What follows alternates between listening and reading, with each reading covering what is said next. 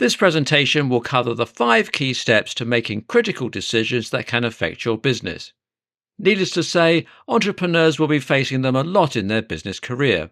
Some of these are perhaps some of the most business-altering, if not life-changing, decisions. It can affect individuals, the entire business trajectory, and it can be for better or worse. So now, let's take a look at the following key steps so that you can make those critical decisions without overthinking it. The first step is to define the problem. You want to get a clear snapshot of what it is. A thorough understanding of it will help you. You want to know about the situation, the implications, and the potential impact it can have on a business. This will be a good time to gather all the relevant information you can, along with what the underlying cause of the issue might be.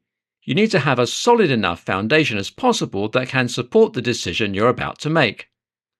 Secondly, you want to gather as much information as possible. You'll need to do in-depth research, collect any relevant data, and also consider various perspectives. At this stage, you need to make sure everything is accurate, so don't be afraid to double-check whatever it is that you need to include. You shouldn't rely on one source. You need plenty of them. It's also important to carefully analyze every piece of data you can in order to make a decision. Again, it has to be solid evidence that will help support your impending decision. Third is one of the trickier parts of the process. You now need to evaluate your options. So in this instance, you want to assess the feasibility, the risks, and the potential outcomes of each option. Also, you want to consider the short-term and long-term implications. Does it need a cost-benefits analysis, assuming it's a financial decision? Does it need a SWOT analysis? Or is it a decision where you need to weigh the pros and cons? You may be looking to let go of someone from the team. What are the pros and cons of letting go of that one person? What can you stand to lose?